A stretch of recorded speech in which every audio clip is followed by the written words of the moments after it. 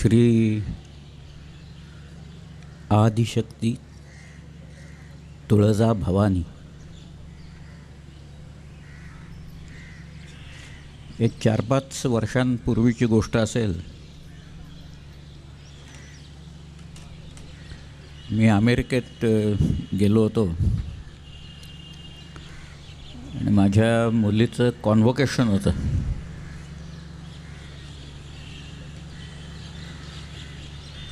तिथं अमेरिकेचे माजी राष्ट्राध्यक्ष बिल क्लिंटन आलेले होते. त्यांचं एक भाषण होतं आणि सत्कार्य होतं. त्यांचं भाषण झाल्यावर मी आपला हळूहळू पुढं सरकत होतो. म्हटलं अमेरिकन प्रेसिडेंटशी 1-2-3 वाक्य तरी बोलायला मिळत आहेत का बघू म्हणून. तर मला काही मिळालं नाही. पण माझे एक मित्र हे क्लिंटन प्रेसिडेंट असताना भेटलेले होते.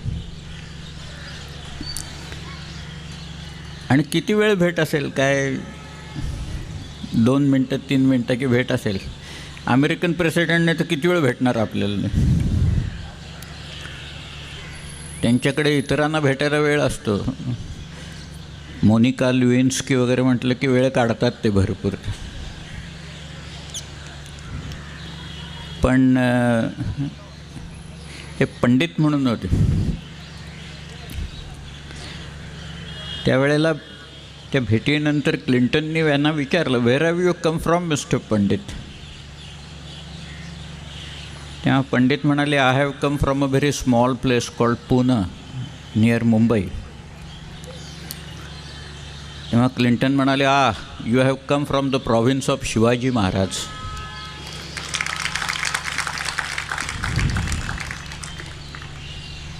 आता क्लिंटननी शिवचरित्र वाचलं असेल ह्याच्यावर माझा मुळीच विश्वास नाही आहे. पण एक पंडित नावाचे गृहस्थ पुण्याहून येत आहेत, तर तुम्ही जर का शिवाजी महाराजांचं नाव काढलं तर त्यांना बरं वाटेल आणि तुम्हाला बरंच काही कळतं आहे असा त्यांचा समज होईल.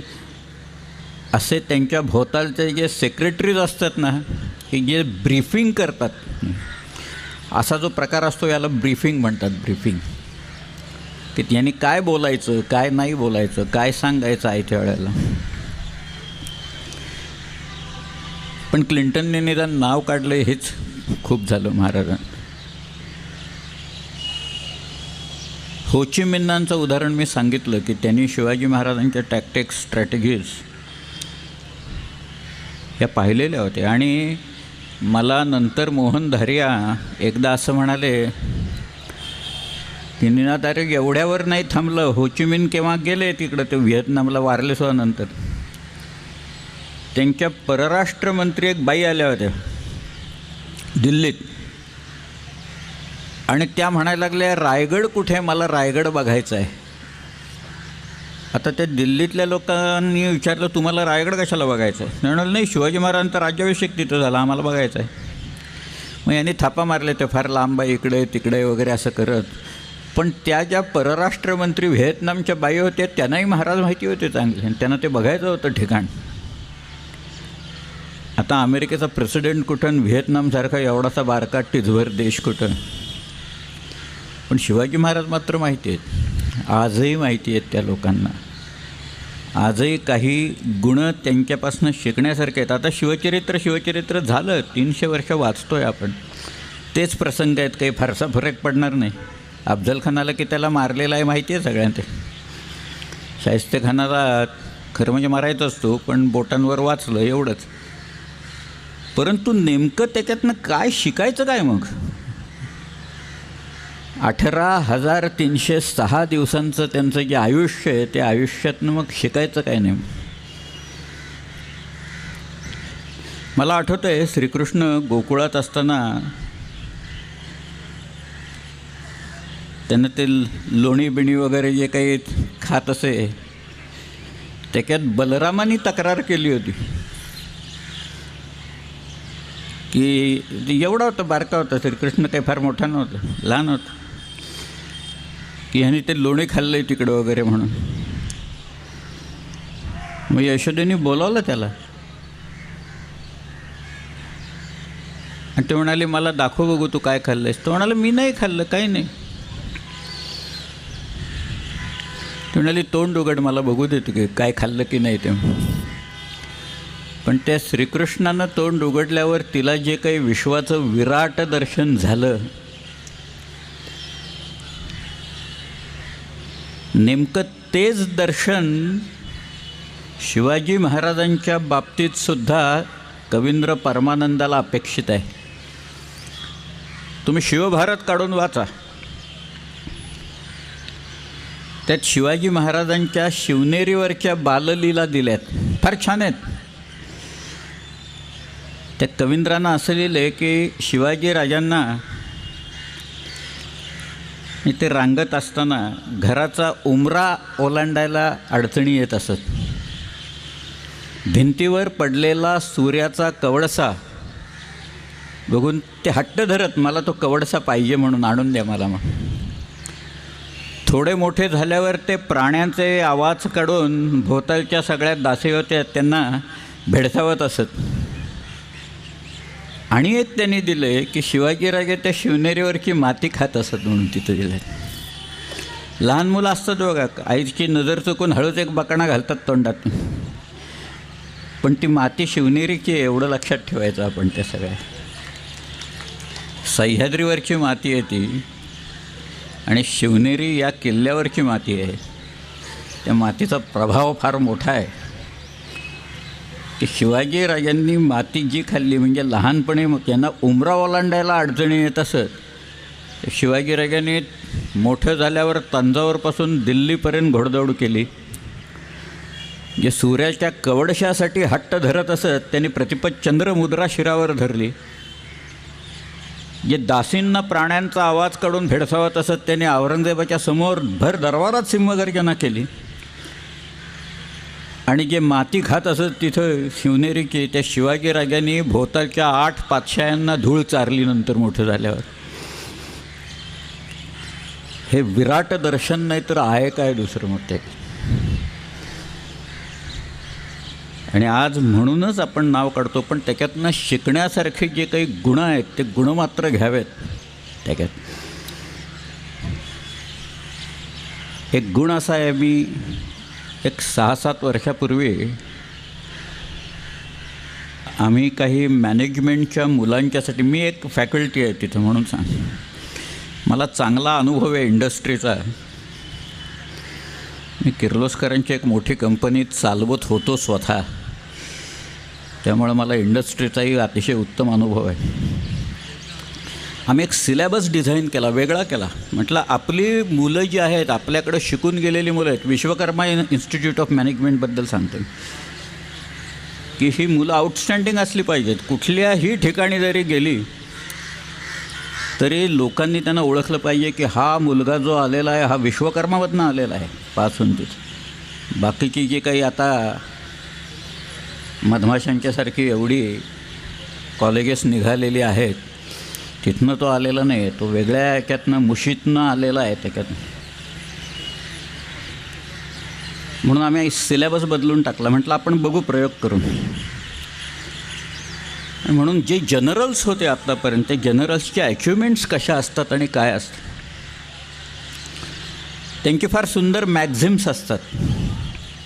विन्स्टन चर्चिलचं मॅक्झिम एक आहे,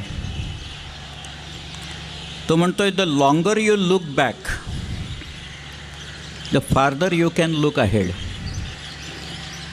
तुम्ही जेवढं भूतकाळात लांबवर बघू शकाल, म्हणजे अभ्यास करू शकाल भूतकाळाचा जेवढा खोलवर जाऊन, तितकं भविष्य काळात पुढे तुम्ही बघू शकाल. म्हणजे भविष्य काळ तुम्हाला भूतकाळावरनं ठरवता येईल. याचं कारण असं असतं की भूतकाळात झालेल्या चुका तुम्ही वर्तमान काळात दुरुस्त करायच्या असतात, त्या म्हणजे भविष्यकाळ हा उज्ज्वल होऊन जातो. हे चर्चिलचं मॅक्झिम आहे, विन्स्टन चर्चिलचं.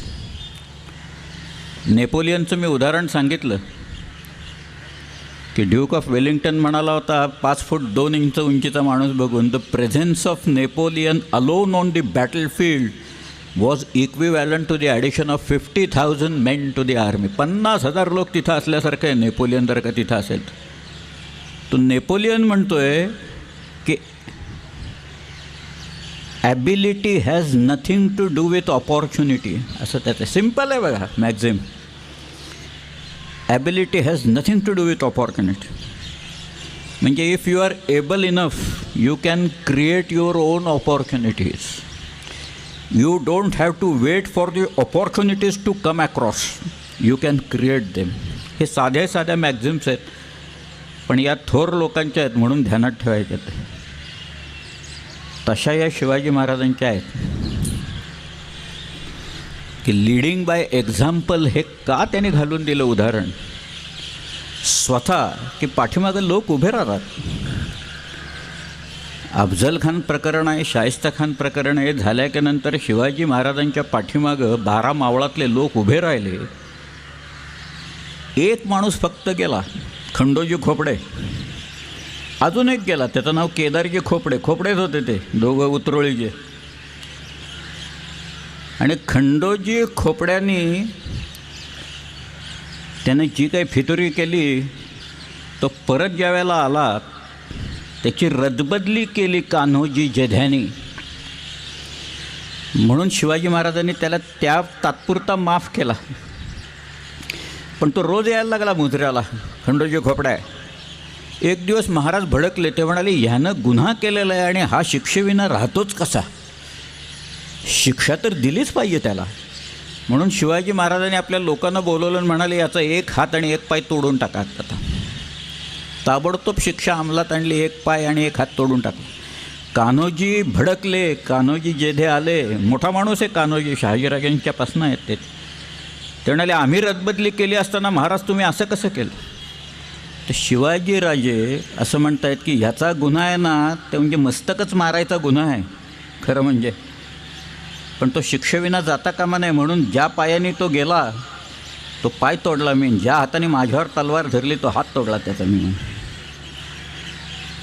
ह्या ज्या शिक्षा आहेत त्या देणं भाग असतं, शिक्षा करणं महत्त्वाचं असतं आणि शिक्षा वेळच्या वेळी करणं महत्त्वाचं असतं. ते त्यातली जी वेळ आहे ही वेळ महत्त्वाची आहे. ह्या सगळ्या प्रसंगांच्यामुळं छोटे छोटे लोक आहेत. अहो ज्यांनी घोडा कधी पाहिला नसेल, घोड्यावर बसले नसतील, म्हणजे घोडा पाहिला असेल पण घोड्यावर बसणे, घोडा आपल्याकडं असणे तबेल्यात ही काही साधी गोष्ट नाही. शिलेदार शिवाजीराजांच्याकडे होते, म्हणजे ज्यांचे घोडे असतात त्यांना शिलेदार म्हणतात. ज्यांना सरकार घोडा देतं त्याला बारगीर म्हणतात. एक गंमत म्हणून सांगतो, मी कलकत्त्यात होतो आणि कलकत्त्यात तिथे एक संदीप सिन्हा नावाचा एक मॅनेजमेंट शिकवणारा एक प्रोफेसर आहे तिथे. तो एक दिवस माझ्याकडे आला आणि मला म्हणाला Mr Bedekar I have a question to ask you. म्हटलं शूट. तर मला म्हणाला तो की who is this Bhaskar Pandit. Bhaskar Pandit कोण आहे. तर म्हटलं का रे बाबा. तेव्हा तो म्हणाला आमच्या इथं बंगालमध्ये लहान मूल रडायला लागलं की आई दम देते, रडायचं थांब नाही तर भास्कर पंडित येऊन घेऊन जाईल तुला म्हणून. हा भास्करराम कोलटकर नागपूरकर भोसल्यांचा दिवाण होता आणि चौथाईसाठी त्यांनी बंगाल, बिहार आणि ओरिसा यामध्ये इतका हैदोस घातला. 1740 1742मध्ये 3 रेड्स मारल्या त्यांनी. आणि चौथाई नाही दिली की हा काय करायचं माहिती आहे का, हा नाकच कापून टाकायचा लोकांना. त्याच्यावर बंगालीतनं पुस्तकं लिहिली गेली. महाराष्ट्र पुराण नावाचं गंगाराम नावाच्या माणसांनी लिहिलेली पुस्तक आहे. 2 भाग आहेत पुस्तकाचे. ह्याने काय घोळ घातले मराठ्यांनी. बंगालीतनं कवनं आहेत त्याच्यावर. मराठी मंडळी तिथं आली, त्याच्यावर बंगालीतनं कवनं आहेत केलेली. छेके छुडालो पद जुडालो बॉर्गी आलो देशे, बुलबुलीते धन खेचे खजाना देबो किशे. म्हणजे म्हणाले बार्गी आमच्या देशात येऊन बसलेले आहेत, सगळं लुटून गेलेले आहेत. आता शेतावरचं धान्य चिमण्या सगळ्या खाऊन गेले आहेत. बुलबुली ते म्हणजे ते सगळे पाखरं खाऊन गेले आहेत सगळं धान्य. आणि आता हे परत चौथाई मागतात, कुठनं द्याय की आम्ही सगळ्या. अशी बंगालीतनं यांच्यावर कवनं केलेली आहेत सगळ्या. महाराष्ट्र कुठपर्यंत पोचला होता बघा आज. त्याचा पाया जो आहे ना या सगळ्याचा, की राज्य निर्माण करणे, राज्य चालवणे याचा पाया शिवाजी महाराजांनी घालून दिला सगळा. एक विश्वास इथल्या साध्या लोकात निर्माण असा केला की आपण राज्य निर्माण करू शकतो आणि ते चालवू शकतो. अष्टप्रधान मंडळ निर्माण केलं त्यांनी. अष्टप्रधान पूर्वी नव्हते अशातलाही भाग नाही, होते, पण त्यांच्या जबाबदाऱ्या लोकांना त्यांना सांगितलेल्या नव्हत्या. तुम्ही ज्या वेळेला जबाबदारी एकावर टाकता त्यावेळेला त्याला ऑथॉरिटी द्यावी लागते, डिसिजन घ्यायची एक ऑथॉरिटी द्यावी लागते. म्हणजे you must give the responsibility and you must empower him to take the decisions within his framework. काय शिवाजीराजांनी त्यांच्या जबाबदारी कागद आहे लिहिलेला आणि नावं बदलली सगळी त्यांनी. पेशवा मोरपंत जो होता काढून टाकलं पेशवा हे नाव त्याचं, त्याला प्रधान असं नाव दिलं त्यांनी. वकाई नवीस होता त्याला मंत्री नाव दिलं. सुरनीस होता त्याला सचिव हे नाव दिलं. ही नावंसुद्धा संस्कृताई शिवाजीराजांनी त्यावेळेला केली, जबाबदाऱ्या दिल्या. शिकायचं भाषेच्याबद्दलचं प्रेम जर काय नुसतंच ओरडून नाही चालणार, आमची भाषा वळते, मराठी शाळेत विद्यार्थीच नाही येत वगैरे असं काही नसतं. आम्ही शिकलो मराठीत ना, आम्हाला काही नाही आली इंग्लिशमध्ये अडचण कुठं. तर हॉर्वर्डमध्ये मला बोलवलं होतं व्याख्यानाला, गेलो, मला जाऊ शकलो नाही एवढंच, पण माझे कित्येक लोक मित्र हॉर्वर्डमधनं झाले आहेत. काही लोक तर तिथं नोबेल प्राईज विनर्स आहेत सगळ्याकडून. काही इंग्लिशची अडचण येत नाही, फक्त तुम्हाला आतनं उर्मी पाहिजे आणि तेवढी ऊर्जा पाहिजे. शिवाजीराजांच्याकडे हेच होतं. त्यांना काही कोणी शिकवलेलं होतं सगळं नाही. तो माणूस शिकत गेला सगळ्यात आणि शिकवत गेला. जे जे आपणाशी ठावे ते ते दुसऱ्याशी शिकवावे, शहाणे करूनच सोडावे अवघेच्यानं. हे त्यांनी उक्ती ध्यानात ठेवलेली होती सगळ्यात. आणखीन एक उक्ती फार चांगली आहे, वन्ही तो चितवावा रे. सुरुवात करा तुम्ही, चेतविल्याने चितितो, केल्याने होता आहे रे. आधी केलेची पाहिजे, हे फार महत्त्वाची गोष्ट आहे. आणि मग हे जे मुघल बिघल आदिलशाही लोक होते, खट्याळ लोक, सगळे खटपट लोक, त्यांच्यासाठी म्हणून मुद्दामून लिहिलेलं आहे रामदासांनी, हुंब्यासी हुंबा लावूनी द्यावा, टोणप्यासी आणावा टोणपा, लौंदा पुढे उभा करावा दुसरा लौंद, खटासी पाहिजे खट, उद्धटासी उद्धट, खटनटासी खटनट, अगत्य करी असेल. हेच त्यांनी वापरलं आयुष्यभर, खटासी पाहिजे खट. तुम्ही जर का एखादा माणूस तलवार घेऊन बसला असेल तिथं, तर त्याच्यासमोर निशस्त्र होऊन जाऊन त्याची, आता आज काही अर्थ नाही येते का, त्याला ज्या भाषेत कळतं ना त्याच भाषेत बोललं पाहिजे त्याच्याशी. शिवचरित्र छोटं आहे परंतु शिकण्यासारखं भरपूर आहे. लीडिंग बाय एक्झाम्पल हा जो उदाहरण आहे, मॉडर्न मॅनेजमेंट की डिक्शनरी काढून बघा तुम्ही. ऑक्सफर्ड की आहे आता, dictionary of business and management अशी ती डिक्शनरी आहे.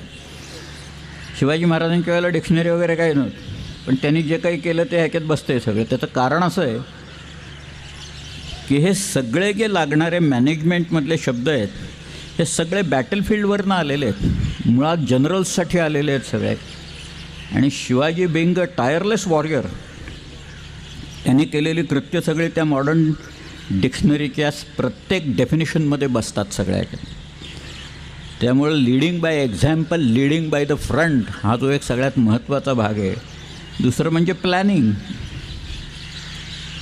प्लॅनिंग कशावर आधारलेलं असतं? प्लॅनिंग इनपुट्सवर आधारलेलं असतं. मला आठवतं आहे अकियो मुरिता या नावाचा सोनी कॉर्पोरेशनचा प्रेसिडेंट होता. त्याचं आत्मचरित्र उपलब्ध आहे, अवश्य वाचावं लोकांनी. त्याचं नाव आहे मेड इन जपान. त्याला अडचणी काय आल्या त्यावेळेला सोनी कॉर्पोरेशनला, की त्यांचं प्रॉडक्ट मार्केटमध्ये आलं ना की त्यावेळेला साऊथ कोरिया आणि तायवान ताबडतोब कॉपी करायचं आणि 1/3 किमतीत प्रॉडक्ट विकून टाकायचं मार्केट. आज चीनी कसं येतं सगळं, त्यावेळेला तायवान होतं आणखी कोरिया होतं. त्याचं मॅक्झिम असं आहे. म्हणून त्यांनी काय करावं या जॅपनीज लोकांनी, त्यांनी त्यांची नवीन थिअरी काढली. तो म्हणाला आपलं प्रॉडक्ट इंट्रोड्यूस करायचं आणि बाकीचे लोक रिव्हर्स इंजिनिअरिंग करेस्तोवर आपणच आपलं प्रॉडक्ट ऑब्सोल्यूट करून टाकायचं. तुम्हाला आत्ता त्याची प्रचिती यायला लागली असेल की मोबाईल फोनच्या जाहिराती येतात. एक नवीन सिरीज काढली, मग काय याची डबल सिम कार्ड, कॅमेऱ्याचं काय बाबा आता वगैरे वगैरे बरंच, त्याची मेमरी एवढी अमुक आहे फलाणं आहे sir. By the time you buy that camera, नवीन वेगळी सिरीज त्या फोनची, सॅमसंगची किंवा आणखीन कोणाची बाहेर आलेली असते. स्वतःच प्रॉडक्ट ऑब्सोल्यूट करायचं, कारण दुसरा कॉपी करेल त्याची. म्हणून तो म्हणाला होता, the nature of business is to obsolete your own product. If you don't do it or competitors will do it for us. आपणच केलं नाही तर आपले कॉम्पिटिटर्स आहेत ना ते करतील. म्हणजे ते सगळं रिव्हर्स इंजिनिअरिंग करून प्रॉडक्ट विकायला लागतील मार्केट. जगात हे जे आहे, म्हणून शिवाजीराजांनी इथं जे काही सगळे जे काही प्रकार केले, अफजल खानाला एकांगी करून मारला.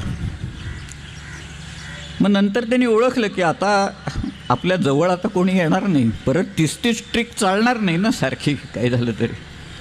मग काय करायला पाहिजे, मग आता आपल्याला जायला पाहिजे शाहिस्तेखानाच्या इथपर्यंत. कारण त्याला कल्पनाही नसेल की बाबा मी तिथं दैत्य म्हणून उभा राहीन त्याच्यासमोर रात्रीचा. कारण तो वाट बघत बसला असेल आपण भेटायला कधी येतो आहे, की शिवाजी वाट बघत बसला असेल म्हणून. नाही, पूर्णपणे वेगळा भाग. एकदा एकाला बोलवून मारला, दुसऱ्या वेळेला तो एकटा बघून त्याच्यासमोर उभे राहिले. तो खरं भीतीनंच मारायचा, हार्ट अटॅकून मारायला पाहिजे होता शाहिस्तेखान तिथं. काही वाचलाच कसा देव जाणे सगळ्या. पण ह्या ट्रिक्स असतात, रिपीट केलेल्या नाही आहेत बघा सगळ्या.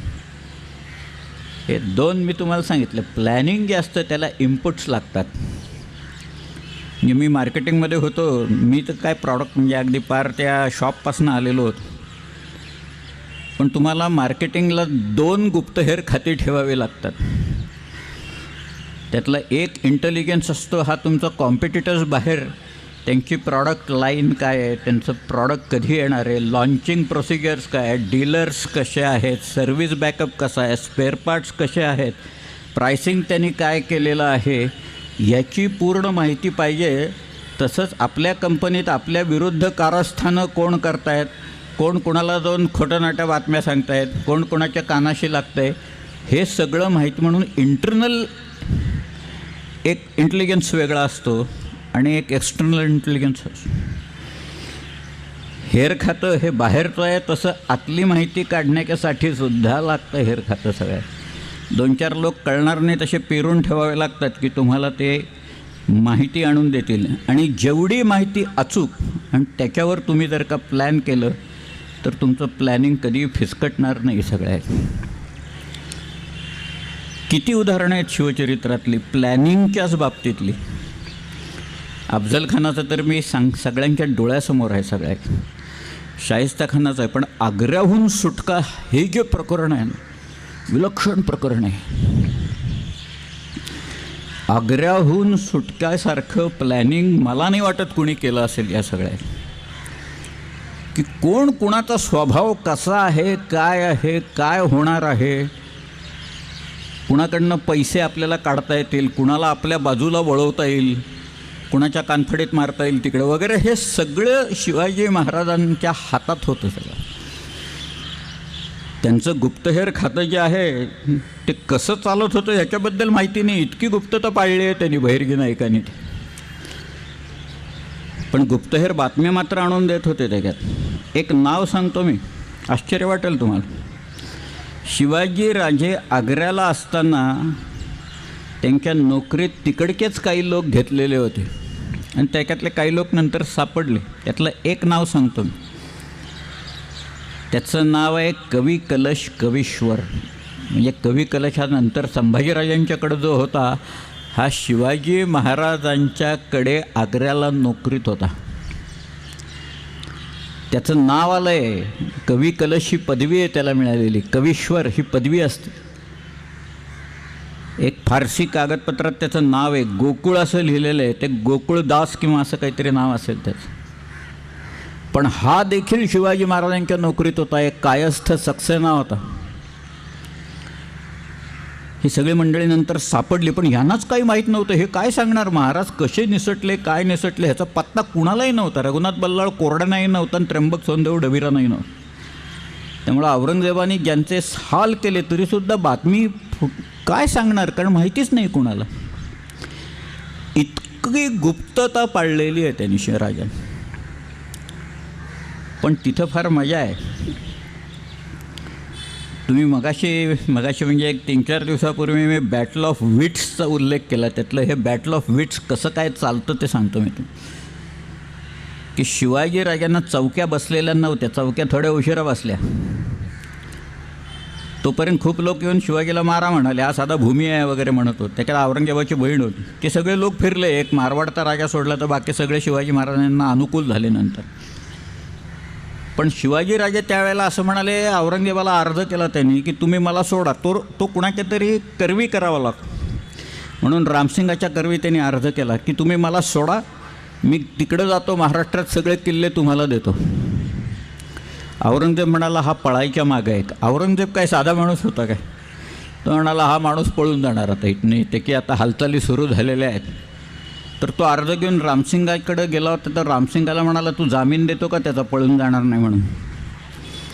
तर रामसिंग म्हणाले, मी त्यांना विचारून येतो आणि मग सांगतो तुम्हाला काय. मग रामसिंग आला शिवाजी महाराजांच्याकडून. तो म्हणाला, बादशाह जामीन मागतोय माझा. ते म्हणाले, दे लिहून जामीन. मी तुझा जामीन बुडवून जाणार नाही म्हणाले का. आणि पुढं नंतर शिवाजीराजे सांगत होते रामसिंगाला की अरे तू जामीन काढून घे, जामीन काढून घे, माझे आता लोक परत गेलेले आहेत, मी एकटाच राहिलो आहे, मी आता फकीर होणार आहे. तर रामसिंग म्हणाला, अहो तुमच्या सुरक्षिततेसाठी मी माझे लोक ठेवलेत, मी कशाला जामीन काढून घेऊ. पण त्याला हे कळत नव्हतं की जामीन काढल्या क्षणी शिवाजीराजे पाळणार आहेत तिकडं त्या सगळ्या ह्याच्यातनं. हे त्याला पत्ताच लागलेलं नव्हतं ते. पण त्यांनी जामीन दिला. म्हणजे आता शिवाजी महाराजांच्या भोवती शिवाजी महाराजांचे लोक, त्याच्याभोवती रामसिंगाचे लोक, त्याच्याभोवती मिर्झाराजांना पासवले तेजसिंग कछवा आणि त्यांचे लोक, आणि मग पोलादखानाचा पहारा, असे 4 फळ्या उभ्या होत्या. त्याच्यात महासिंग शेखावत होता, बल्लू शाह होता, असे बरेच जण आहेत. त्यातले लोक असं म्हणत आहेत, म्हणजे मिर्झा राजाचे लोक असं म्हणत आहेत की हा माणूस असा आहे की याच्याकडं पाहिल्यावर हा लोकनेता आहे, सांगायची गरज नाही, असंच याची पर्सनॅलिटी आहे. सगळे शिवाजी महाराजांचं व्यक्तिमत्वच असं आहे की हा माणूस खरं बोलतो नेहमी. आणि कशाला मिर्झाराजांनी ह्याला या औरंगजेबाच्या तडाख्यात आणून टाकलं आहे असं मिर्झाराजाचेच लोक म्हणायला लागले नंतर. ते हे व्यक्तिमत्व कसं असतं, चॅरिशमॅटिक कसं असतं, एखादं मॅग्नेटिक कसं असतं, लोक कसे यायला लागतात आणि जमा व्हायला लागतात, हे ते चरित्रातनं शिकावं. शिवाजीराजे बोलल्या क्षणी करून दाखवण्यासाठी फैयर लोक तयार होत. आज सिंहगड घ्यायचा, पन्हाळगड घ्यायचा, फोंड्याचा किल्ला घ्यायचा आहे. हल्ली कंपन्यातनं लोक ठराविक काम करतात, त्यांनी वाढवून काम करावं म्हणून इन्सेंटिव्ज देतात बघा. सगळ्यात 2 प्रकार असतात. एकाचं नाव आहे मोटिवेशन, दुसरं आहे इन्सेंटिव्ज. तुम्ही काम करायच्या आधी मोटिवेट करावं लागतं आणि काम झाल्याच्या नंतर इन्सेंटिव्ह द्यावा लागतो. शिवाजी राजांनी फोंड्याचा किल्ला 75 साली ज्यावेळेला गोव्यात घेतला, त्यावेळेला त्यांनी 300 शिड्या आणलेल्या होत्या आणि 300 सोन्याची कडी आणलेली होती. ते म्हणाले, शिडी चढून वरती पॅरापेट वॉलवर जो जाईल ना त्याला सोन्याचं कडं देईन मी तिथं म्हणून. इन्सेंटिव्ज दिले होते त्यांनी. त्याच्यात इन्सेंटिव्ह द्यायची पद्धत तेव्हापासून नाही, अगदी ते काही ब्रिटिशांनी आणली किंवा असे काही नाही आहे. शिवाजी महाराजांनी कधी केव्हाच इंट्रोड्यूस केलेली आहे सगळ्या. माणसं मोटिवेटच होत नाही तो, नाही तर काय करणार. तुम्ही मोटिवेशन तर काय करायला, मोटिवेट करायला नाही तर मग तुमची पर्सनॅलिटी पाहिजे तेवढीच चांगली की या माणसासाठी आपण काय वाटेल ते करू म्हणून.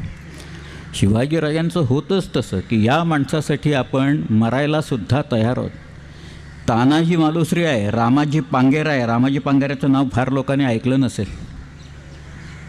पण या नाशकाच्या जवळ जे काही किल्ले आहेत त्याच्यात एक कणेरा नावाचा किल्ला आहे. त्या कणेरावर हा वरती होता रामाजी पांगेरा होता आणि दलीर खानानं खाली वेढा घातला होता. किल्ला काही ताब्यात येत नव्हता. हा रामाजी पांगेरा वरती म्हणाला, निदान करावायचं आहे, आपले सोबती असतील ते उभे राहणे. सरासरा 600 मावळा उभा राहिला आणि सगळे लोक वरनं आरडाओरडा करत दलीर खानाच्या त्या सैन्यावर तुटून पडले. त्या दलीर खानाच्या आंघोळी परत एकदा मुखात गेली. एकदा पुरंदरला गेली होती मुरारबाजीचा पराक्रम बघून आणि इथं कणेऱ्याला त्या रामजी पांगेऱ्याचा पराक्रम बघून गेली. तो म्हणाला, अरे काय लोक आहेत हे सगळे, एका शब्दासाठी त्या माणसाचे सगळे जीव द्यायला तयार आहेत. आम्ही तुम्हाला कौल देतो, मनसब देतो, सगळी प्रलोभनं दाखवलेली असतानासुद्धा हे बधत नाही आहेत लोक, मरतायत तिथं येऊन. रामजी पांगेरा गेला त्याच्यात लढाईत, प्रतापगडच्या लढाईत आहे तो, त्याचं नाव आहे रामजी पांगेरा. पण तो कणेराला पडला. त्याचं प्रेत घेऊन मावळेवरती निघून गेले. पुढे दलीर खान निघून गेला तिथे. महाराजांना ज्या वेळेला कळलं की रामजी पांगेरा एक तरुण माणूस आपला दलेर खानाच्या फौजेच्या इथं वरती निदान करून मेला, त्यावेळेला शिवाजीराजे त्याच्या घरी जाऊन आईचं सांत्वन करून आले. आज त्या काश्मीरमधनं दर आठवड्याला एक शव येतं. मध्ये तर आपल्या सैनिकांची मस्तकं कापून नुसतीच धडं पाठवलेली होती, तरीसुद्धा इथल्या लोकांच्या जाणीवा एवढ्या बोथटं झालेल्या आहेत सगळ्या की काही कुणाला वाटलं ना. तात्कालिक राग येतो थोडासा, मग कट्ट्यावर बसून चर्चा होते. सरकार तर काहीच करत नाही तिकडं. काय चाललं आहे? मी शिवचरित्रातनं शिकायचं तर शिकायचं काय शिकायचं? मी उदाहरण सांगितलं ना 4 पाद्र्यांचं काय केलं शिवाजीराजांनी ते तिथं. मला आठवतं आहे मी स्वतः त्या आपशिंगे गावात गेलो. त्याला मिलिटरी आपशिंगे म्हणतात गावाला, त्या सातारच्या जवळ गाव. घरटी एक माणूस मिलिटरीत येतील. जवानांची प्रेतं ज्या वेळेला आले ना त्यावेळेला असं कोण येतं विचारायला की अरे बाबा ह्याला मुली किती आहेत, मुलं किती आहेत, घरी माणसं किती आहेत, शाळेत जात आहेत की नाही मुलं, खायला प्यायला मिळते की नाही. जबाबदारी आपली आहे ना. तो माणूस आपल्या सीमेवर गेला आहे ना, आपलाच माणूस आहे तो तिथं. त्यांच्या ज्या कॉफिन्स येतात ना, शवपेटिका ज्या असतात की ज्याच्यात ती बॉडी एम्ब्लेम करून ते आणून पाठवून देतात, त्या कॉफिनसाठी पैसे खाल्लेत लोकांनी सगळे. म्हणजे पूर्वी आपण प्रेताच्या टाळूवरचं लोणी खायचं म्हणायचं, हे कॉफिनमध्ये सुद्धा पैसे खात आहेत. ते काय सांगायचं. मग कशाला शिवचरित्रासाठी आम्ही रक्त आटवायचं त्या सगळ्या ह्याच्यातनं. 8-8 दिवस इथं सांगत बसायचं शिवचरित्रनं. आपण त्याच्यातनं काही बोध घेणार आहोत का, हा एक विचार करायला पाहिजे. आपण आपल्यापुरता विचार करू. आपण आपल्याला कसं सुधारू शकू, आपण काय करू शकू. एकदा का आपण पायंडा घातला की 4 लोक उभे राहतील त्याच्यात. अगदी प्रत्येक माणूस तसा आहे मी कधीच म्हणणार नाही. मुठभर लोक आहेत, चांगले लोक अगदी अवश्य आहेत सगळे, पण मुठभरच आहेत, त्यांचं काय चालणार आहे सगळे.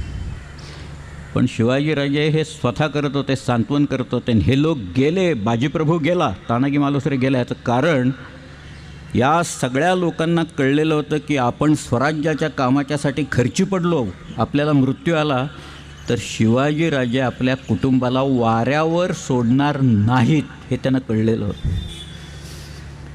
वतन गौरीवर ठेवले असं लिहिलेलं आहे. वतन वतन म्हणताना आमचं ठेवलं गौरीवर, जाऊ दे जुळून म्हणाले. आम्ही आहोत ना स्वराज्यासाठी खर्ची पडायला. स्वतःचे दागिने गहाण ठेवून लोक किल्ल्याचं काम करत बसलेत तिथं स्वराज्याच्यासाठी. असले लोक निर्माण केले इथं राजांनी. आहे आत्ता कोणी करणार? स्वतःचे दागिने गहाण टाकून सरकारच्या लष्करच्या भाकऱ्या भाजणारं कोणी आहे का तिथं? नाही. पण शिवाजीराजांनी करून दाखवलेलं आहे. माणसं निर्माण केली, अनुयायी निर्माण केले, स्वतःच्या विचारांचे अनुयायी, त्या अनुयायांच्या विचारावर पुढं राज्य चाललं आहे. राजांनी जे काही होतं पर्सनॅलिटी लागते, मॅग्नेटिक पर्सनॅलिटी लागते, आणि त्याच्यासाठी कॅरेक्टर लागतं. त्या मॉडर्न मॅनेजमेंटच्या डिक्शनरीत फार अलीकडं कॅरेक्टर असा शब्द घातला. नाही तर पूर्वी पर्सनॅलिटी डेव्हलपमेंट वगैरे बाहेरून हायर करायचे लोक, पैसे देऊन आणायचे, त्यांची लेक्चर्स अरेंज करायचे आणि मग त्यांना भरपूर पैसे द्यायचे, त्याच्यातले आपण काही खायचे. लोकांच्या पर्सनॅलिटीज डेव्हलप कशा होतील आपल्या फॅक्टरीतल्या करण्यासाठी. पण त्याच्यात कॅरेक्टर शब्द नाही आहे, नव्हता, आत्ता घातला आहे त्यांनी. पण चारित्र्य असा शब्द नाही. आपल्याकडं पैसे देऊन लोक चरित्र लिहून घेतात, पण पैसे देऊन चारित्र्य विकत घेता येत नाही म्हणावं कायला. बून से गई सो हौश से नाही आती असं म्हणतात. एखाद्या बिंदूनं तुमची कॅरेक्टर गेली ना परत येत नाहीत.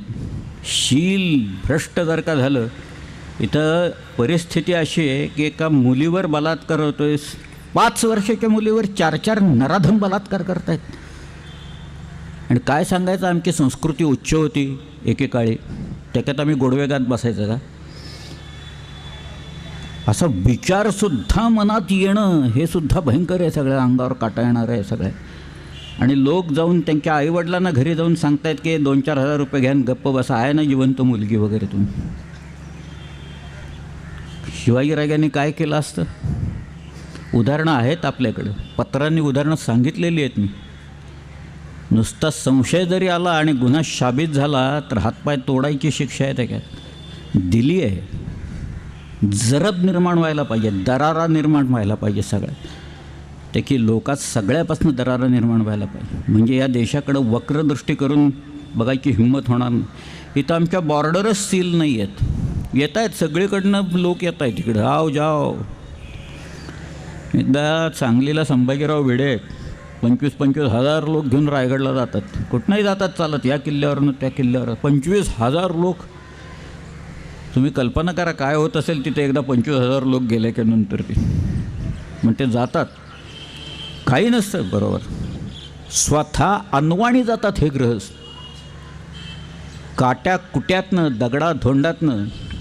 मला आठवतं आहे 2 वर्षापूर्वी कोल्हापूरला ते विशाळगडून कोल्हापूरपर्यंत चालत आले होते. वाटेत त्यांना सलाईन लावलेलं होतं डॉक्टरनं, पाणीच प्यालेलं नव्हते ते. आणि ते तिथनं हॉस्पिटलमधनं उठून पळून आले कोल्हापूरला कार्यक्रम आहे म्हणून. स्टेज लावलं, समोर 25,000 लोक बसलेले. आणि मला त्यांच्या त्या अध्यक्षांनी बाळासाहेब बेडगे म्हणून आहेत, त्यांनी सांगितलं निनादराव तुमचं ऐकतील ते फक्त, आमचं कुणाचंही ऐकत नाही आहेत ते. डॉक्टरनी एवढे लाडू करून दिलेत ते, आणि त्यांना पाणी प्यायला सांगा गुरुजींना. ते काही लक्ष देत नाहीत, ते आम्हाला शिव्या घालतात. आणि मग संभाजीराव सगळ्यांना बसवून तिथं मायाकडे आले आणि म्हणाले निनादराव चला आता भाषणाला. म्हटलं नाही येणार मी. ते एकदम हादरले, काय झालं? म्हटलं जोपर्यंत तुम्ही हे लाडू खात नाही हे पाणी पित नाही तोपर्यंत मी तिकडे येणार नाही म्हटलं. खाल्ले त्यांनी लाडू. पायाला मी पाहिलं त्यांच्या सगळ्या जखमा झाल्या होत्या, काट्या कुट्याने पाय गेले होते, सोलून निघालेले होते, रक्तबंबाळ झालेले पाय. पण एका ध्येयापोटी एक अनासक्त माणूस काय करू शकतो त्याचं एक ज्वलंत उदाहरण आहे याच्यात आपल्याकडे, की तरुण मुलं आहेत पाठीमाग. मला आठवते राजीव दीक्षित आणि मी स्वतः तिथं भाषणं केलेली.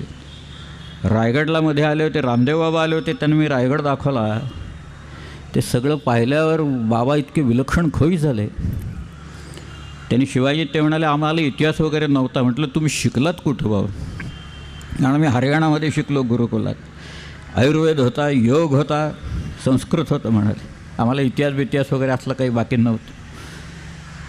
पण आम्हाला शिवाजी महाराजांचं नाव माहिती आहे, शिवाजी महाराजांचे पराक्रम माहिती आहेत म्हणून. ते बाबांना माहीत होते, रामदेव बाबांना. ते आज 2 गोष्टी मी सांगितल्या, त्याच्यातले कॅरेक्टर हे महत्त्वाचं आहे, प्लॅनिंग महत्त्वाचं आहे, त्याच्यासाठी इनपुट्स महत्त्वाचे आहेत, त्याच्यासाठी मार्केटिंग असतं सगळ्याकडे, ते महत्त्वाचं आहे. लीडिंग बाय एक्झाम्पल महत्त्वाचं आहे. HRD अँड रिटेन्शन नावाचा एक प्रकार आहे, ह्युमन रिसोर्स डेव्हलपमेंट. खूप अशी नावं हल्ली, व्याख्या नावं वगैरे भरपूर असतात सगळे. रिटेन्शन हा एक फार महत्त्वाचा मुद्दा. आता सगळेच मुद्दे कुठं सांगत बसू मी, पण रिटेन्शन हा प्रकारच असा आहे की हल्ली लोकांना एक 25 लाखाचं पॅकेज मिळालं इन्फॉर्मेशन अँड टेक्नॉलॉजीमध्ये ग्रॅज्युएट झाल्याच्या नंतर, की ज्या कंपनीत नोकरी लागते त्याच कंपनीतले कम्प्युटर्स वगैरे वापरून आपल्याला दुसरीकडं 50 लाखाचं पॅकेज कसं काय मिळते ती मुलं बघायला लागलेली असतात. तिथलंच वापरायचं सगळं त्याच्यात. आणि मग ही कंपनी सोडून जायची. मग ती कंपनी बॉन्ड लिहून घेते, सगळे प्रकार करतात, पण ते बंद करतात लोक, जातात. 50 लाखाचं मोठं पॅकेज मिळतं त्याच्यात. रिटेन्शन मी सांगतोय की शिवाजी महाराजांच्या वेळेला किती लोक हाताच्या बोटावर मोजणे इतके सुद्धा लोक गेले नाहीत. आणि जे गेले होते त्यांना ठोकळा शिवाजी, खंडोजी खोपडे बिपडे वगैरे असले लोक होते. तुमची माणसं तुमच्याशी लॉयल पाहिजेत. तुम्ही माणसंच अशी तयार करा की ती तुमच्या इथं राहिली पाहिजेत. काय शिवाजी राजांचा आरमार बांधायला पोर्चुगीज लोक होते आणि इतर बाकी लोक होते. मुंबईचे इंग्रज ठोठो करतायत तिथं की आम्हाला लोक मिळत नाहीत, लेबर मिळत नाही. आज आपल्याकडे जी परिस्थिती आहे की ऊस कापायला तोडणी कामगार मिळत नाहीत कुठे. लेबर मिळत नाही, शेतावर हल्ली लेबर मिळत नाही. सगळ्यांच्या अपेक्षा वाढलेल्या आहेत, प्रचंड प्रमाणात वाढलेल्या आहेत. शिवाजीराजे काय करत होते त्यावेळेला? ते म्हणाले, ह्यांनी 2 होन आम्ही देत असलं तर शिवाजीराजे 3 होन देत आहेत आणि लोकांना इकडून तिकडून येत आहेत म्हणून. सगळं you can hire the best but pay the price. ठीक आहे. तानाजी ही काय कमांडो आहे, तो कमांडोसारखाच ट्रेन केलेला होता. ते सिंहगडावर मागं फितवा झाला होता त्यावेळेला कमळोजी साळुंके, तानाजी मालुसरे अशी चौघांची एकूण टीम होती त्यावेळेला. काय झालं की या चौघांना पाठवायची की ते बंदोबस्त व्यवस्थित करू नये. आपल्या फोर्स 1 सारखी एक कमांडोची टीम लोकांनी काढलेली होती शिवाजी महाराजांनी त्यावेळेला. कमांडो टीम आहे, कमांडो रेड आहे, शाहिस्ता खानावर मारलेली कमांडोची रेड आहे. त्याच्यावर पहिली रेड आहे इतिहासातली. ते पण ते कमांडोज ट्रेंड असावे लागतात सगळ्या. त्यांना ट्रेनिंग देणं महत्त्वाचं असतं. शत्रूच्या हातातलं हत्यार हे नेहमी आपल्यापेक्षा प्रबल आहे हे आधी लक्षात घ्यावं लागतं सगळ्या. आपल्या हातात AK-47 असेल तर त्यांच्याकडे AK-56 आहे, लक्षात घ्या. आता नवीन प्रकारच्या बंदुका आल्यात, सगळंच आले,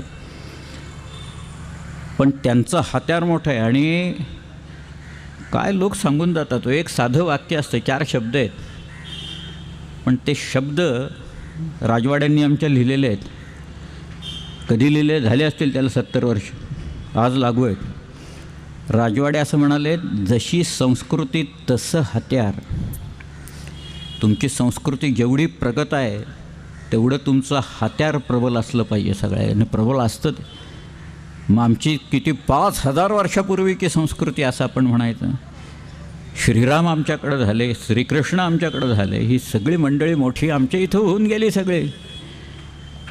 आणि आमची हत्यारं कुठली आहेत अजून?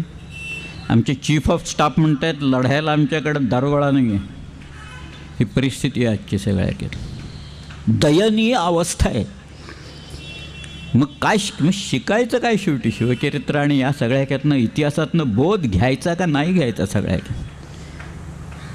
रिटेन्शन, माणसं सोडून द्यायची नाहीत. एकदा गेला की ठोका त्याला पाहिलं, मी बाकीचे सोडून जाणार नाहीत.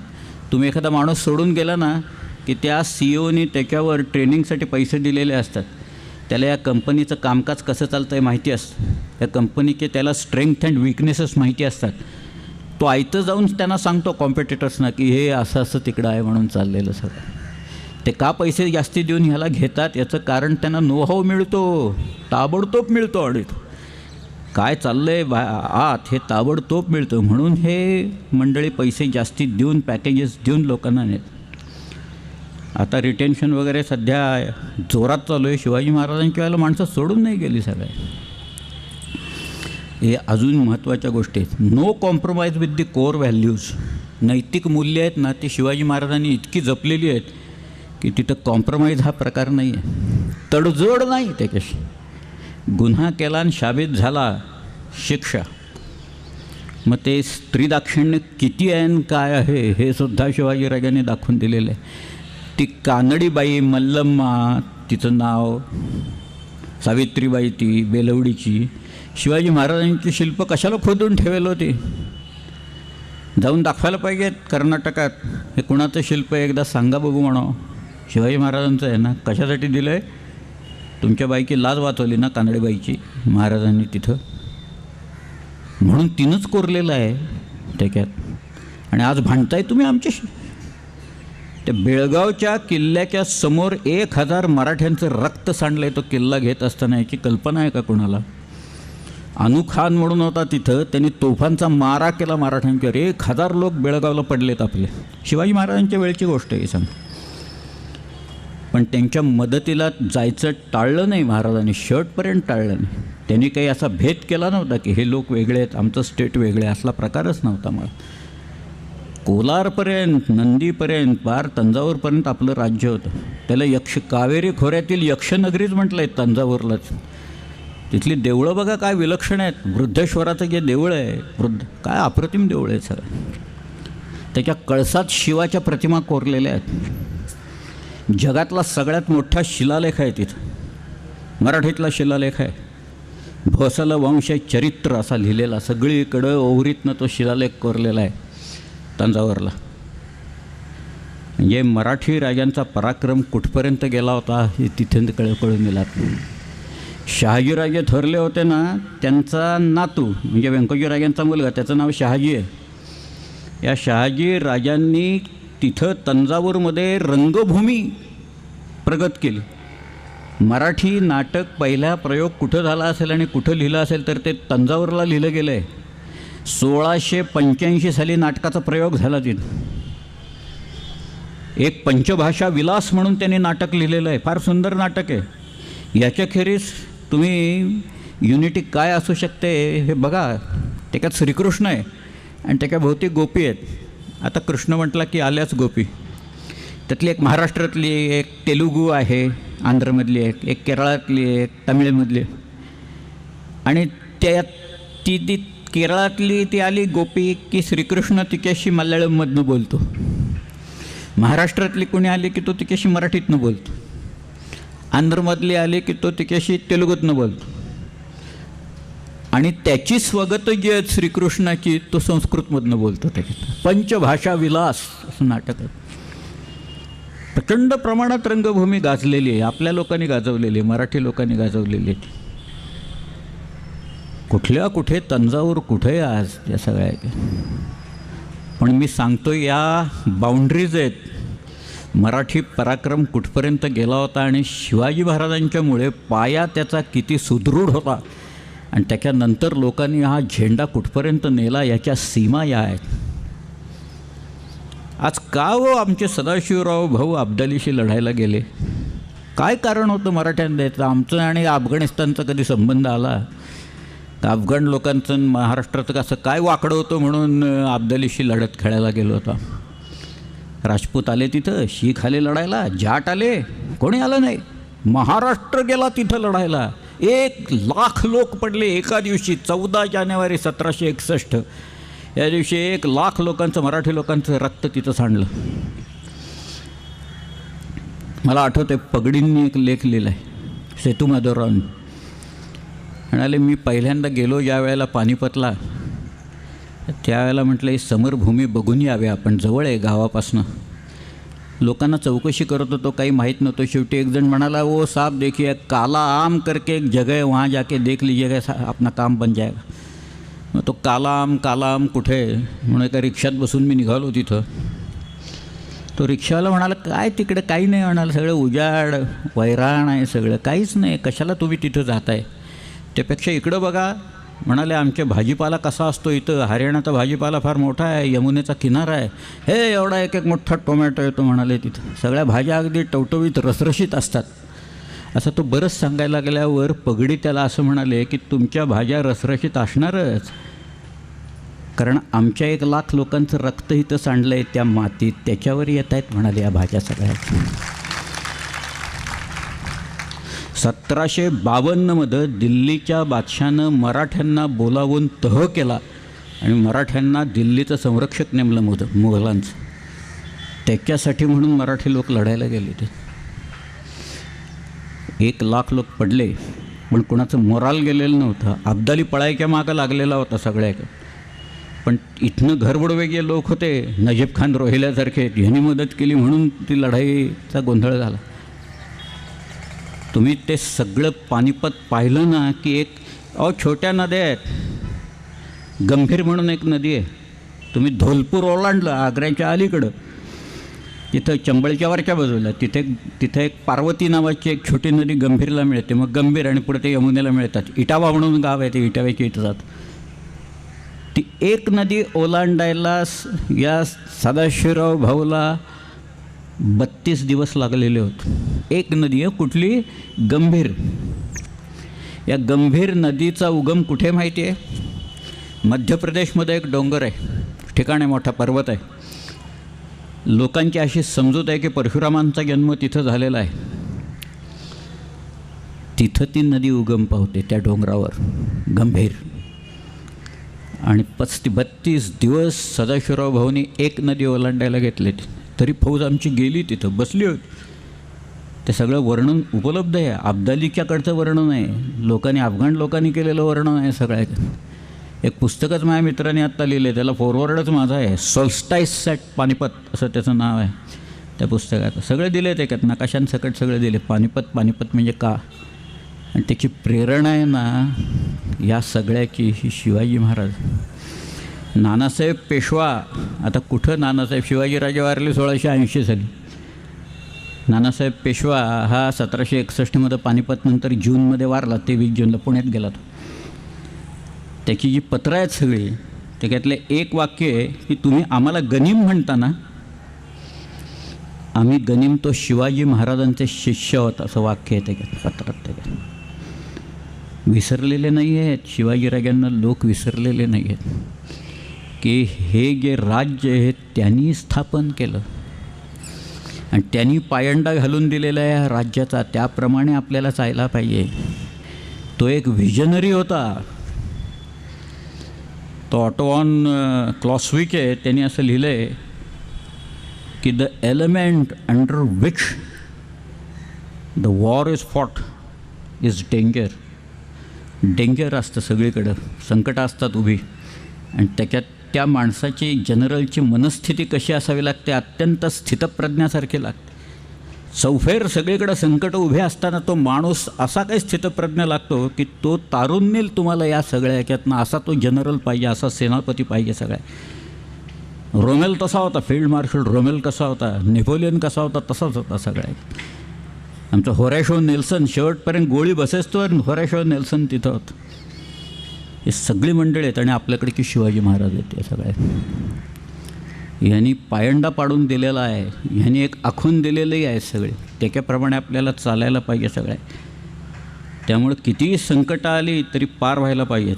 आणि मग व्हिजन नाही आहे त्याच्यासाठी. व्हिजन काय आहे तर सिंधूपासून बंगालपर्यंत आपलं राज्य निर्माण करायचं सगळं.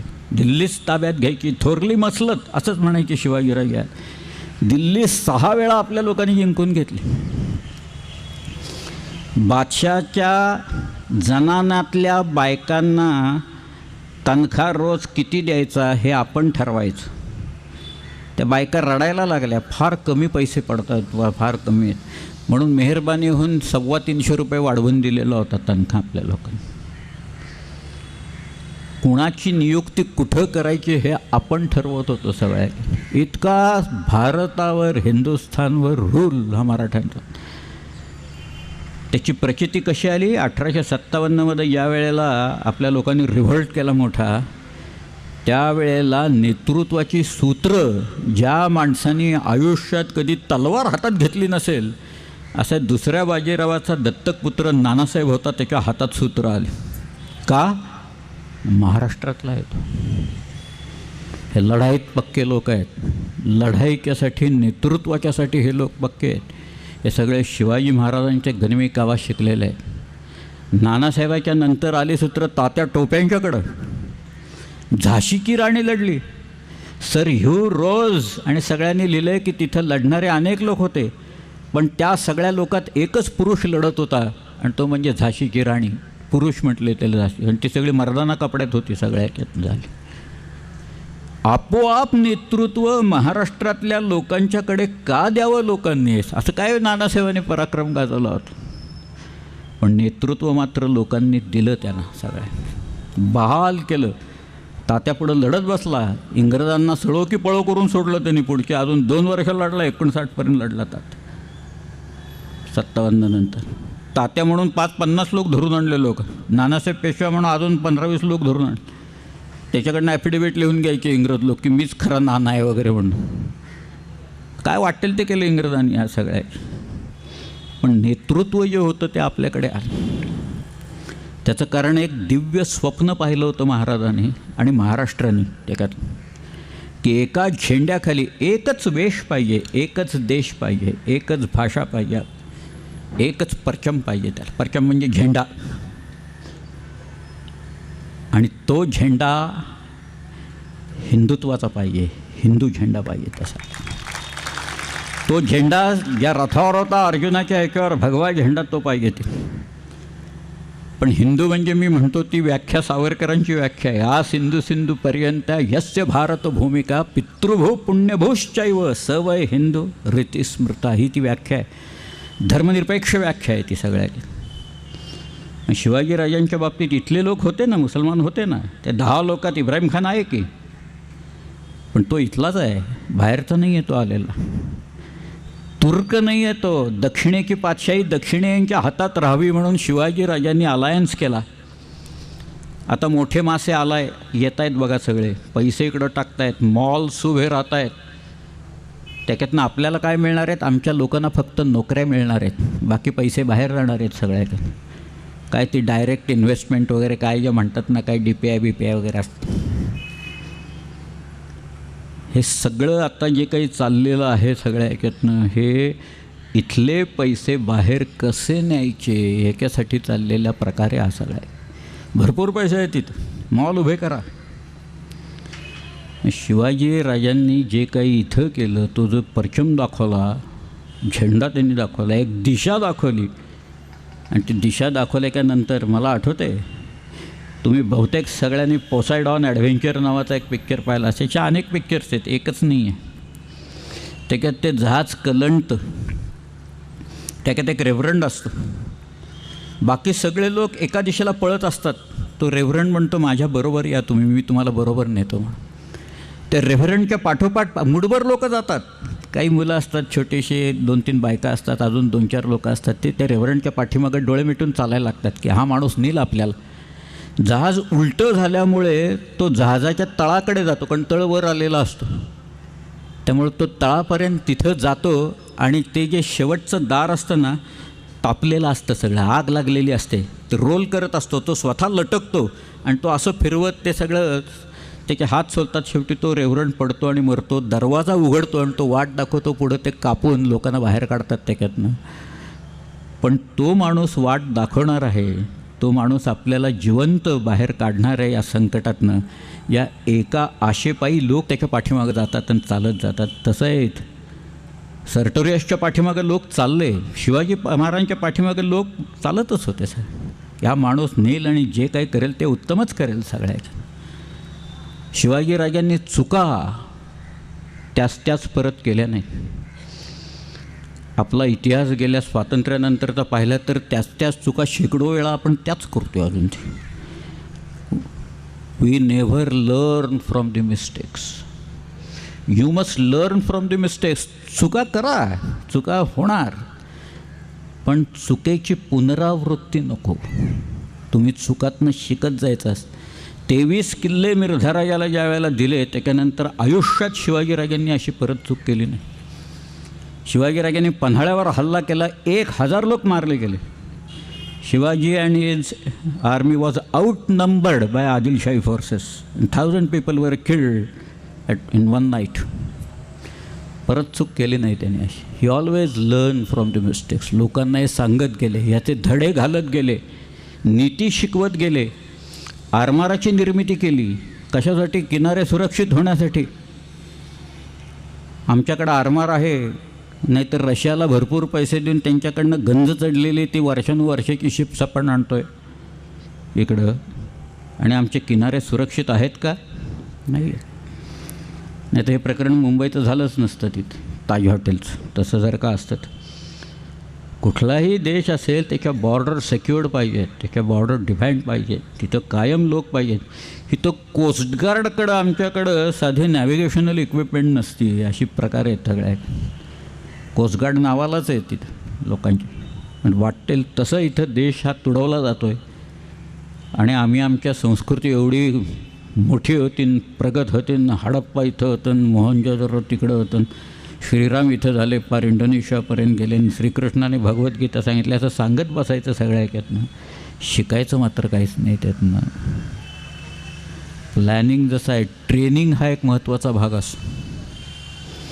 Shivajiraje use to impart training, असं कोस्मिता गार्डनी लिहिलेलं आहे. 3 महिन्याचं ट्रेनिंग होतं ते लोकांना.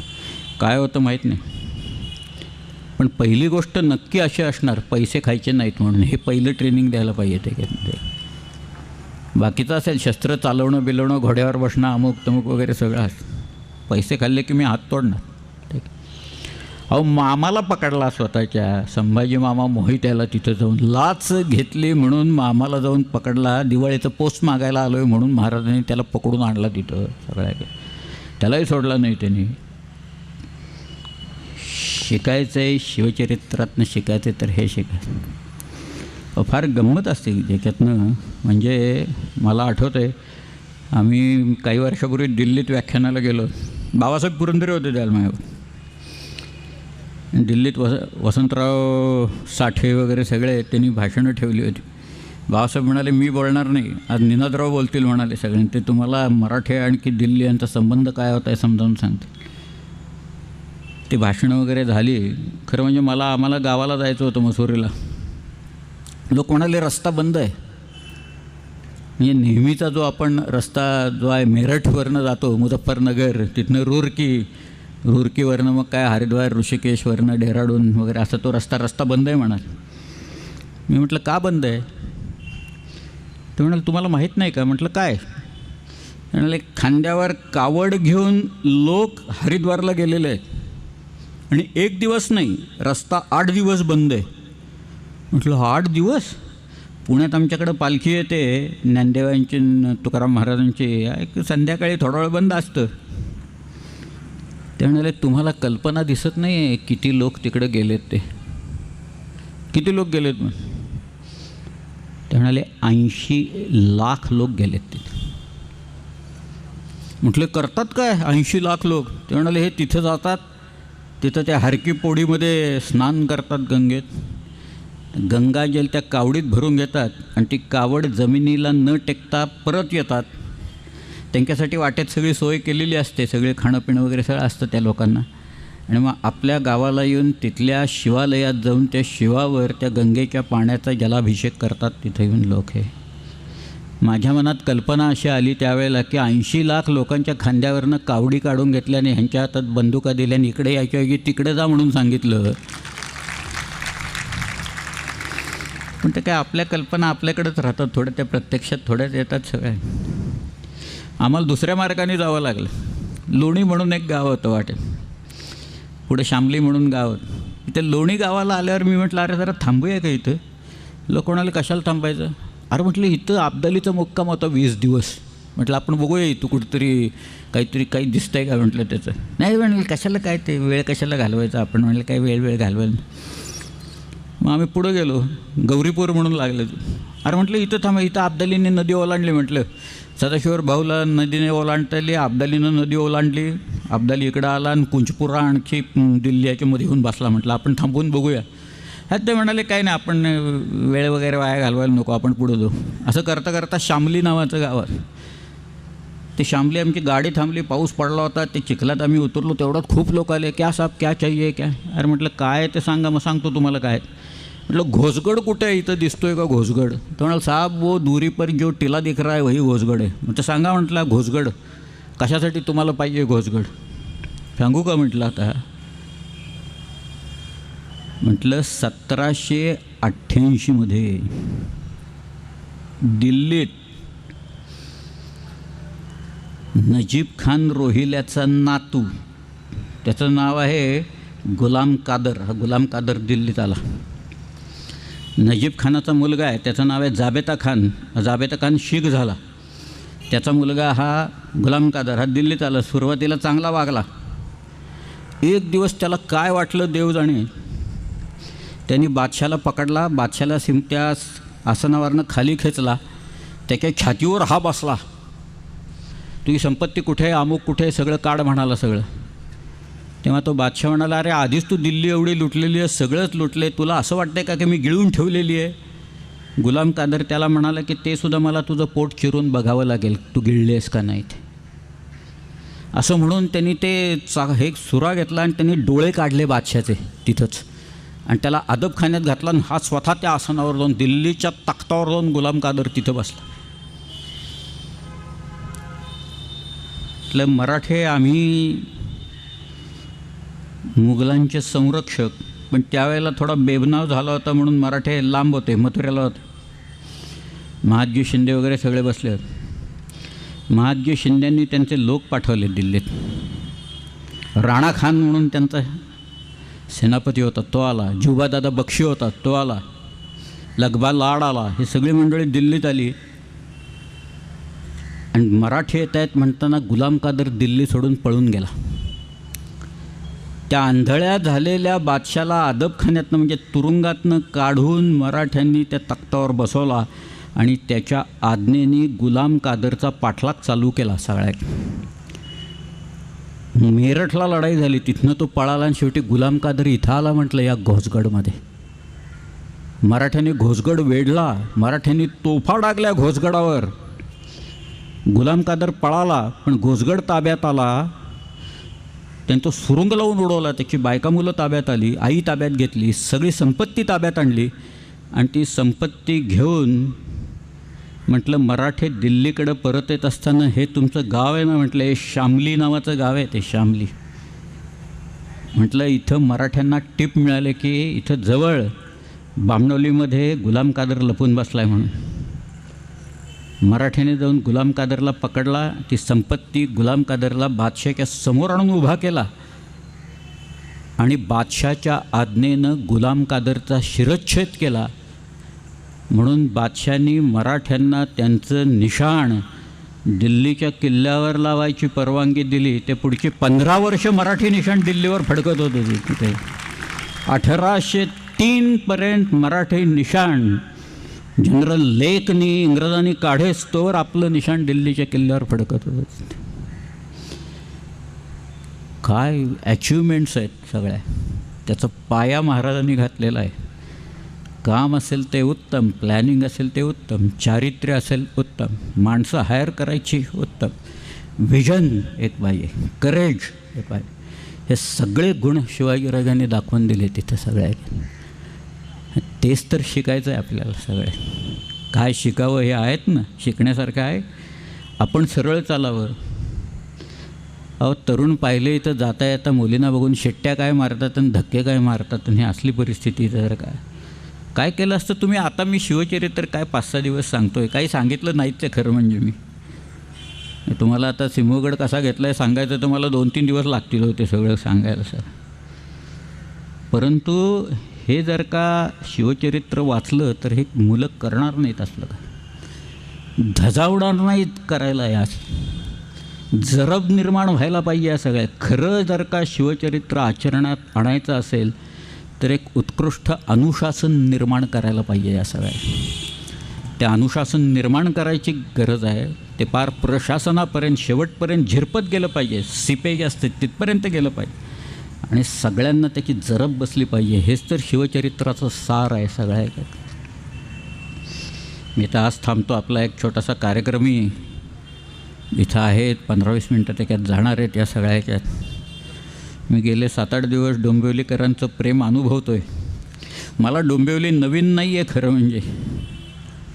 मी डोंबिवलीत राहिलेलो आहे, पण ही नवी डोंबिवली फार विचित्र आहे. म्हणजे मी राहिलो आहे त्याला फार वर्ष झाली. इथनंच बाहेर पडल्यावर हे दत्तनगर आहे ना, तिथं कोपऱ्यावर भागवतांचा बंगला होता आणि तिथं माझ्या वडिलांचे मित्र गोपाळराव तारावातकर राहायचे आणि त्यांची 2 मुलं इथं गेले 7-8 दिवस येत आहेत, मुकुंदा अरुण. त्यांच्याबरोबर तिथं मी राहिलेलो आहे. लार्सन अँड टुब्रोमध्ये मी होतो. पण ते एकूण लोकल विकल प्रवास वगैरे सगळा पाहिल्यावर म्हटलं हे काही आपलं जीवन नाही, आपण आपलं पुण्याला परत गेलेलं बरं. म्हणून मी पुण्याला गेलो. म्हणजे डोंबिवलीत मी राहिलो आहे. आता चित्र बदलत चाललं आहे. मी बदललेलंच आहे पूर्ण. सगळेच गावांची चित्र बदलली आहेत, तसं डोंबिवली बदललं. पण मी प्रेम अनुभवतो आहे सगळ्या ह्याच्यात आणि मलाही ताकद. मी खोटं नाही सांगत. मागच्या वर्षी या वेळेला डॉक्टरांनी सांगितलं होतं की हा काही टिकणार नाही आता महिन्याभराच्यापेक्षा, तुम्ही बोलावून घ्या सगळ्यांना. माझी मुलगी अमेरिकेहून भेटायला आली मला की मी चाललो आता वरती गेलो तर काय शिवाजी महाराजांना भेटलो असतो, बरंच झालं असतं त्याच्यातून आणखीन काय.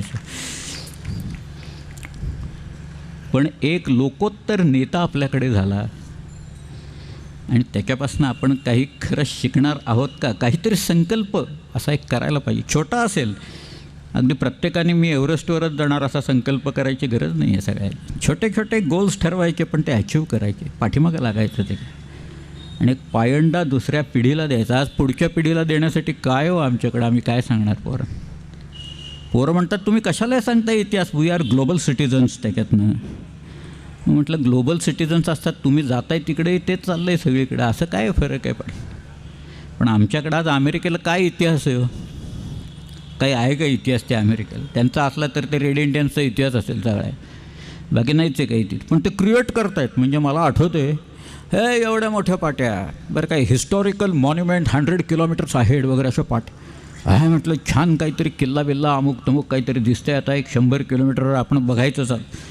50 किलोमीटरवर पाटी, 25वर पाटी, 10 किलोमीटरनंतर प्रत्येक किलोमीटरवर 9, 8, 7, 6 वगैरे सगळ्याच्यात. मग आम्ही ते एक्झिट घेतली, आलो. काय तिथं असावं, रेस्टॉरंट वगैरे चांगलं होतं, बाकी सगळे व्यवस्था होते. आणि एक सैनिक त्यांचा कोणतरी मेला तर त्याचा पुतळा तिथं होता फक्त, बाकी काही नव्हतं तिथे. त्यांच्या सिव्हिल वॉरमध्ये एक माणूस मेला, त्याचा पुतळा तिथं करून ठेवला. आणि आज आमच्याकडे इथल्या मातीत प्रत्येक ठिकाणी किती लोकांनी इथं जीव द्यावे. या स्वातंत्र्याच्या थंडीलावर आजवर किती लोकांनी आपलं रक्त शिंपण करावं त्याच्यात, याला सीमाच नाही आहेत. अजून एक सांगतो, हे कधी बदलणार आहोत का आपण याच्यातच राहणार आहोत सगळ्या याच्यात. अंदमान अँड निकोबार आयलंड्स आहेत ना, त्याचा सर्वे एका ब्रिटिश ऑफिसरनी केला. त्याचं नाव होता आर्चिबाल्ड ब्लेअर, हे त्याचं नाव.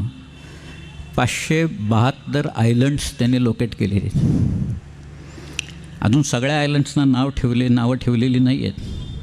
पण हे काय, हे हॅवेलॉक आयलंड, हे काय, हे नील आयलंड, हा बे कुठला, हा कॅम्बेल बे, अशी जी नावं आहेत, ही नावं कोणाची आहेत माहिती आहेत?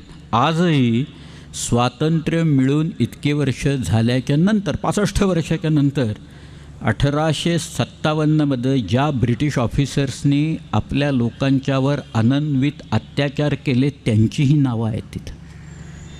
त्या सेल्युलर जेलमध्ये मुसाई खानसारखे 50 मुसाई सिंग त्याच्यासारखे 50 वर्ष लोक सडले. मुसाई सिंगसारखे. तात्याराव सावरकरांनी 11 वर्ष तिथं काढली. भाऊ 2 जण आहेत, बाबाराव आणि ते, पत्ता नाही भावांचा एकमेकाला, आपण भाऊ आहेत आपले तिथं म्हणून. आणि ह्या सगळ्या लोकांची तिथं त्यांची काही स्मारकं नाहीत, काही नाहीत. आयलंड्सना तरी नावं द्या त्यांची, कुठं आहेत तिथं, का ती अजून ब्रिटिशीनं आले त्याच लोकांची मिरवणार. या हॅवेलॉकने केलेला एकच अत्याचार सांगतो, कापरं भरेल असे अत्याचार त्यांनी केले, त्यातलं एकच फक्त सांगतो.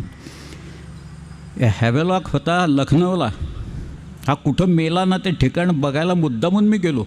24 सप्टेंबर 1857मध्ये हॅवेलॉक जुलाब होऊन मेला तिथं. त्याच्यात बरं झालं म्हटलं, लेखाचा जुलाब झाले, त्याला चांगला हिसका दाखवला पाण्याने इथले त्याला. पण या हॅवेलॉकने, हेनरी हॅवेलॉक आणि त्याचा भाऊ दोघंही होते, या हेनरी हॅवेलॉकनी इथं आपले लोक मारले आणि दुसरे लोक येतील त्यांना यांचं रक्त चाटायला लावलं आणि नंतर गोळ्या घातल्या यांना. त्या हॅवेलॉकचा पुतळा ट्रॅफल्गर स्क्वेअरमध्ये होरॅशियो नेल्सनच्या शेजारी उभा केला इंग्रजांनी. आणि आपल्याकडे हे सगळे जे लोक आहेत, किती जणांची नावं मला सांगतायत लोक आज सेल्युलर जेलमध्ये सडलेले लोक आहेत, त्यातले 10 जणांची तरी नावं कोणी सांगेल? बघा ते, अशी परिस्थिती आपल्याकडे की सगळ्या. हे बदलायला पाहिजे. जेव्हा प्रत्येक गोष्टीत बदल होतो, कुठनं तरी सुरुवात व्हावी लागते त्याला. आणि तो जर का बदल झाला तर दुसऱ्या पिढीला आपण काहीतरी आपल्याकडनं दिलं आहे असं निश्चितपणे वाटेल. आणि तेच तर आपल्याला शिकायचं आहे शिवचरित्रात. आज सदानंदराव थरवळ आज आलेत, आमचे नितीनराव मटंगे, त्यांचे सगळे सहकारी, यांना मी मनापासून धन्यवाद देतो. एक साऊंड सिस्टम अतिशय चांगली आहे, त्याचा फार मोठा परिणाम असतो. त्याच्यावर खूप गोष्टी ॲकॉस्टिक्सवर अवलंबून असतात, म्हणून मी सांगतो, मला अनुभव आहे सगळ्याचा. नाही तर मध्येच आवाज जातो असलं वगैरे, असलं काही नाही. ते फार छान त्यांनी व्यवस्थित अरेंजमेंट केली होती. एकूण सगळीच व्यवस्था चांगली होती.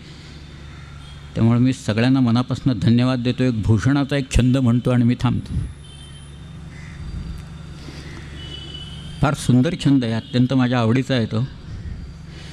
भूषण असं म्हणतोय, ब्रह्म के आनन से निकसे ते अत्यंत पुनीत तिहूं पुरबानी. राम युधिष्ठिर के बरने बल मी किहु व्यास के संग सुहानी. भूषण यो कलिके कवि रायन रायन के गुण गायन सानी. पुण्यचरित्र शिवा सर्जे सर न्हाय पवित्र भै पुनिबानी. त्याचा अर्थ असा आहे, ब्रह्मदेवाच्याच मुखातनं निघाल्यामुळे ही वाणी तिन्ही लोकात अत्यंत पवित्र आणि पावन आहे. राम आणि युधिष्ठिर यांचं वर्णन केल्यामुळे वाल्मिकी आणि व्यास यांची वाणी पावन झाली. नंतर तो स्वतःबद्दल म्हणतो आहे की या कलियुगातल्या इतर नृपनरेशांचं वर्णन केल्यामुळे माझी मलिन झालेली वाणी हे शिवाजीराजा तुझं वर्णन केल्यामुळे परत पवित्र पावन झालेली आहे. धन्यवाद.